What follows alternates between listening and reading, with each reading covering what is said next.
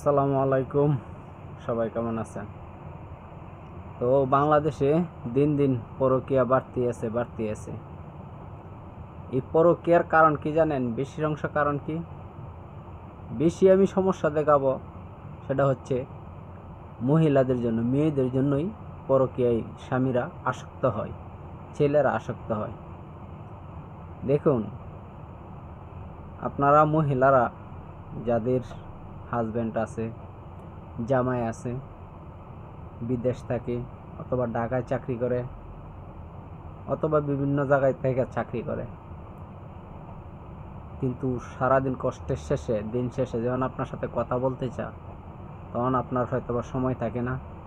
মানে আমি মহিলাদের ক্ষেত্রে বলছি, মহিলা এবং মেয়েদের ক্ষেত্রে যাদের জামাই হাজব্যান্ড বিদেশ থাকে কিংবা ঢাকা চাকরি করে, বিভিন্ন জায়গায় থেকে চাকরি করে। তো যখন একটা ছেলে তার বউয়ের কাছে ফোন দিলে হয় বলে সময় নাই, না হয়তো বা হাসি মুখে কথা বলে না। কথা বলে একটা ছেলে যখন তার বউয়ের সাথে মজা পায় না,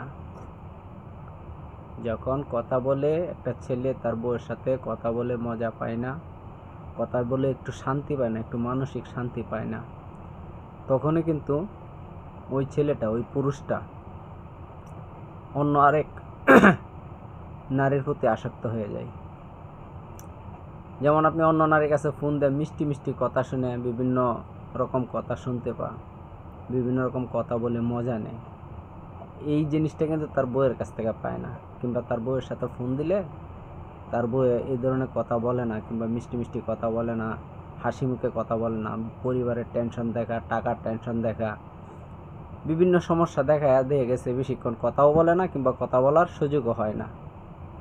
সেই ক্ষেত্রে যখন ছেলেটা আরেক জায়গায় ফোন দেয়া মিষ্টি মিষ্টি কথা কয়, সুন্দর কথা কয়, ওই মহিলা যখন সুন্দর সুন্দর করে কথা বলে, তখন কি হয়, ওই পুরুষটা পরকীয়ায় আসক্ত হয়ে যায়। তখন দিন দিন আস্তে আস্তে তার বউয়ের প্রতি যে ভালোবাসাটা ছিল সেটা আস্তে আস্তে কমতে থাকে।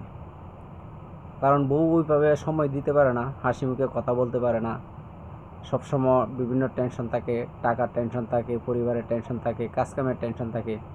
তখন জামাইরে ততটুকু সময় দিতে পারে না ফোনে। কিন্তু একটা ছেলে মানুষ, একটা পুরুষ মানুষ সারাদিন কাজ করার পরে যখন ক্লান্ত শরীরে একটু বিশ্রাম নেওয়ার সময় হয়, বিশ্রাম নেওয়ার সময় যখন তার বউয়ের কথা মনে পড়ে, পরিবারের কথা মনে পড়ে, তখনই কিন্তু ফোন দেয় বাড়িতে।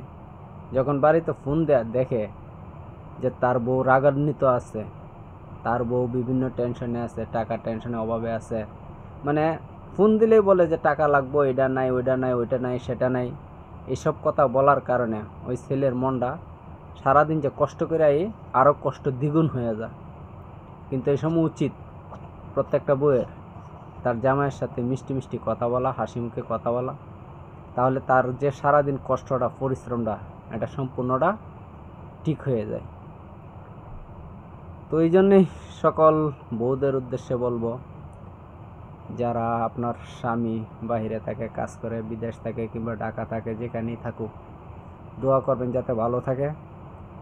আর বিশেষ করে তাদের সাথে চেষ্টা করবেন একটু হাসি মুখে কথা বলার জন্য, তাদের সাথে ভালো ভালো কথা বলার জন্য।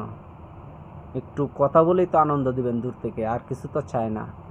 তো সুতরাং আপনার জামাইকে, আপনার হাজব্যান্ডকে অবহেলা না করে তাদের প্রতি একটু সদয় হয়ে যখনই ফোন দুক, আপনার যদি কষ্ট থাকে, শত ঝামেলাও থাকে, তাও তার সাথে একটু হাসি মুখে কথা বলবেন, মজার 2-4টা কথা বলবেন। তাহলে দেখবেন আপনার জামাইয়ের সারাদিনের কষ্ট সব দূর হয়ে যাবে। তো সবাই ভালো থাকবেন। আমার এই সুহেল রিমিক্স আইডিটা ফলো দিয়ে পাশে থাকবেন। আর এই ভিডিওটা ভালো লাগলে শেয়ার করে সবার মাঝে ছড়িয়ে দিবেন। তো আজকের মতো এই পর্যন্তই। ভালো থাকবেন। আল্লাহ হাফেজ।